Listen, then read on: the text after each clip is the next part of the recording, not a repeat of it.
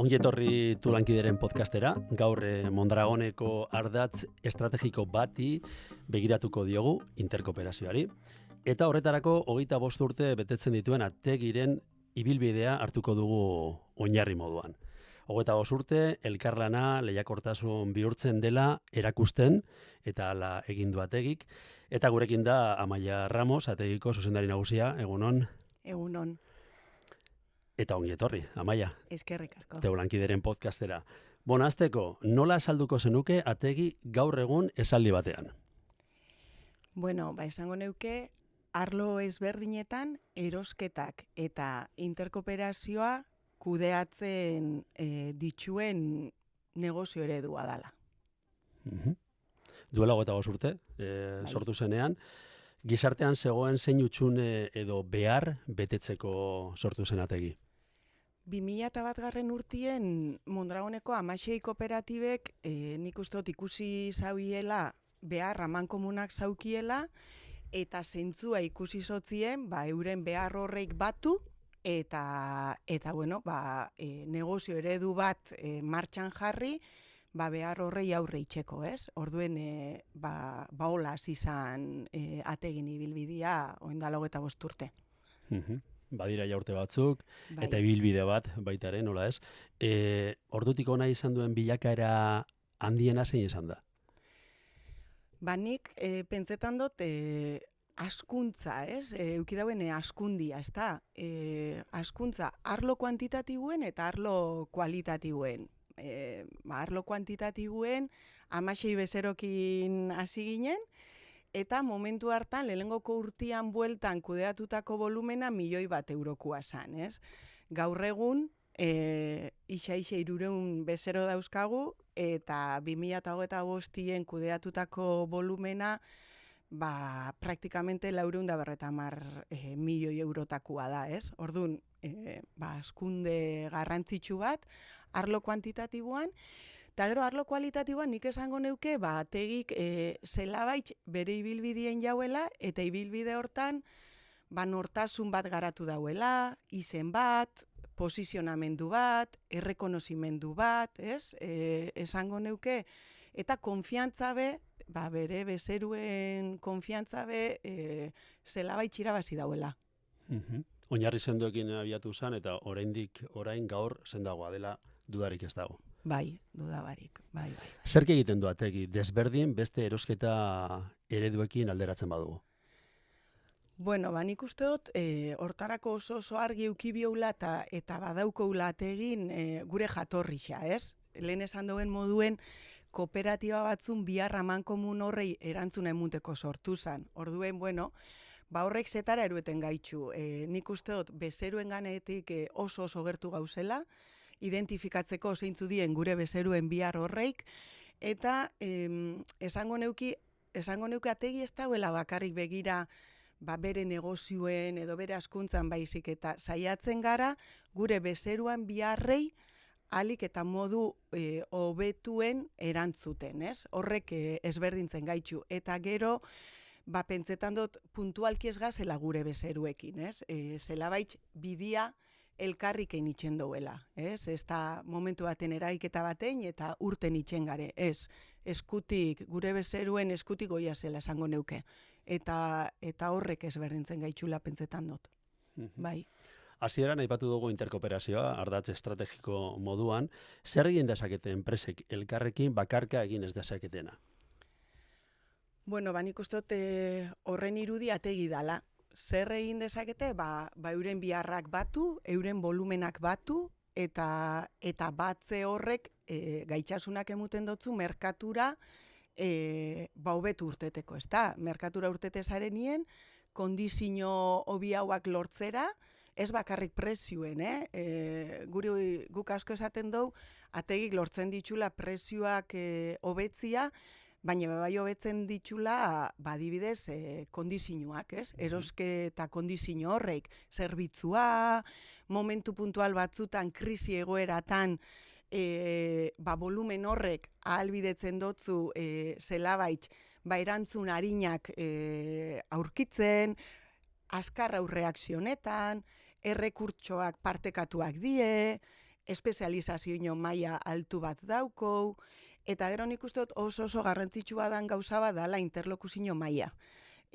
Ategik lortzen dau interlokuzio maila altu bat, atzetik bezero asko dauzkagulako eta bezero horrein volumena daukogulako, eta momentu puntual batzutan interlokuzio maila altu horrek asko lagundu izan duzku, eta hortan asko lagundu izan dutzo gure bezeruei.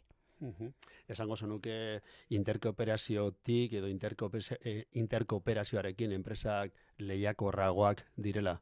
Dudabarik, bai. Amaia, zure esperientzatik, zer du berezi erosketa kooperatiboak? Bueno, hortzen alde batetik azpimarratuko neuke Mondragonen ADN-ien interkooperazioa dauela, ezta? Orduen, horrek erueten gaitxu erosketa kooperatibo hietara. Erosketa kooperatiboak ze daukon, guk esaten dou, batzutan, erosketa kooperatiboak behartu itzen zaitxula, ongizate komuna jarten ongizate individualan aurretik. Eta hori ez da erresa, baina uste dut, Mondragonen baitxan gauzen nok, horre gauzak beste modu baten edo beste modu gertu hau batetik ikusten ditugula, ez? Orduan, erosketa kooperatiboak suposatzen dau batzutan ongizate komuna, ongizate individualan gainetik jartia, ongizate kooperatiboak suposatzen dau danon onurako batzutan, ez? Danon onura lortzeko batzutan izan like bakar batek apurtxo bat gutxitxu hau irabazi bierrizetiak, bai? Baina argi dau, taldien joenda danok irabazten urteten diela, ez? Batzutan, batzuk apurtxoa gutxi hau irabaziko daue danok irabazteko, baina beti taldien fanda dudaik ez dau, danok geixau irabaziko dauela bakarrik fanda baino. Nik esango nuke hori, ez? Erosketa kooperatiboa hortan datzala. Hortan datzala. Eta hemen badau kultura, egia da, ezta kooperatibak urtetako bilakaera bidea egin duelako. Bai. Zure ustez, eredu kooperatibak badu lekua gaur egungo mundu global eta lehiakorrean, konplexuan? Nik baietz esango neuke. Gero eta gehiago entzuten ditugu lankidetza, bizikalitatea, elkarbanatzia, ingurua eta ingurukoak errespetatzia, legatua, eta kontzeptu guzti horreik nik uste dut oso gertu dauzela Mondragoneko nortasunarekin eta Mondragoneko balioekin. Hortan, baietz uste dut. Bueno, nola ari da aldatzen erosketa eta hornikuntza mundua etengabeko eraldaketan dagoen gizarte honetan? Zuenera ekarrita, ezta? Zuenera aterrizatuta. Bai, erosketa arlora, ezta? Esango neuke, ontsen ikusten ditugunez, bai geopolitikak, bai hormuz eta hor inguru hortan dauen gatazka dela eta energian inguru hortan aldaketak ikusten bagabitzela, Txinako rola gure mundu nazi hontan, guzti horrek eragina dauko, ezta? Eta erosketa arluan nik esango neuke paradigma aldaketa bat datorrela edo bagabitzela ikusten, ez? Azkenengo 20 urtetan nik esango neuke erosliak oso zentrautak egon diela ahalik eta merkien erosten, ez? Baina oin momentuen apur bat ikusten duena, ez? Gure zenbait bezeruak arazua daukie ez dakixiela hilabete batzutan biharrezkoak daukien lehen gaiak eukiko dituzten. Osa, onja ez da presio, kasu batzutan ez da presio arazo bat. Kasu batzutan da, eukikot enpresan biherdoten lehen gai horreik nire ekoizpen prozesurako, bai ala ez, ez? Orduan, hor paradigma aldaketa handi bat dau, ez?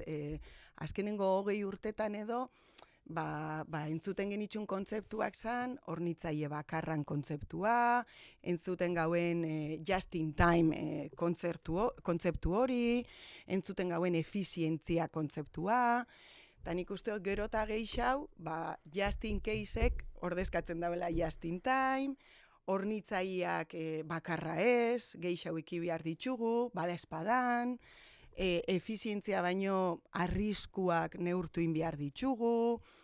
Bueno, hor erronka politxa, baina kriston erronka dauko, ez? Eta orduen nik uste dut horrek erosketa arduradunen eta erosketa arloko pertsonen rola aldatuko dauela. Bai. Aldatzen ari dela, ja, ez? Bai, badabil aldatzen. Bai. Eta interkooperazioaren papera etorkizunean, eremu horretan... Nik uste dut eremu zail hortan bakarri jutia latza, ez? Hortan, benetan pentsetan dut, taldien fatiak errestuko ditula gauzak, eta hortan zentzuduna dela, ez? Interkooperazioan jarraitzia, ez? Lanien eta oinarte inditzugun gauzak itxen edo beste gauza batzuk bebai itxen, bebai egisa dalako, eta hor ategin ikuspuntutik nik uste dut biharra daukoula mundu aldrebes horrei begiraketako, jarraiketako, identifiketako noruzko doien, eta saiatu bigare gure bezeruei, ez? Ikusten gure bezeruei horrek zelan afektetan dotzon, eta zelan afekta gualdotzon, eta lagundu behar ditugu gure bezeruak, hori da gure rola. Orduen, gube ibili bigare apur bat, gure inguru nahasi horrei, ez? Edo hortatik oso gertu bai. Bai. Bueno, amaierara iristen gabitz, esaldi batean, laburtu beharko bazen, bategiren 25 urteko bidea, zein esaldi aukeratuko zenuke? Esango neuke, ategik erakusten dauela, bueno, esaldi xa bada. Esaldi xa, zaila izan leike, esaldi batean laburtzea, baina... Bueno, interkooperazioaren arrakasta erakusten dauen negozio eredua. Hola, laburtuko neuke, bai. Bueno, bastante... Interkooperazioa tendentzia denean Mondragonen. Bai, tendentzia eta oso, nik uste dut, tendentzia eta lehen esan duten bezala, adenian daukuen zeo zerrez, eta gainera inguru nahasi honek, petzetan dut, biharra erakusten dauela, eskutik aurrera jarraiketako bihar hori dauela, ez? Bai. Azkenengo galdera bat, zer esango zenieke elkarlanak lehiakortasunerako balio ez duela esaten dutenei? Eskatuko notzen euren agendan tartetxo bat, ordutxo bat, gehiago ez, eta eskatuko notzien ordubeteko bileratxo bat, eta saiatuko nintzen datuekin eta adibide zehatzekin erakusten hori holan ez dala. Bai. Bueno, mila esker gurekin izateagatik, Tulankideko podcastean, ategiren 25 urteko ibilbidearen inguruan, interkooperazioaren inguruan ere gurekin aritzeagatik, eta elkarlanetik lehiakortasuna eraikitzen dela erakusten duen adibidea zaretenez, ala segi, eta gure ikusentzulei ere eskerrik asko Tulankideko podcasta jarraitzagatik. Mila esker. Eskerrik asko zuei. Mila esker.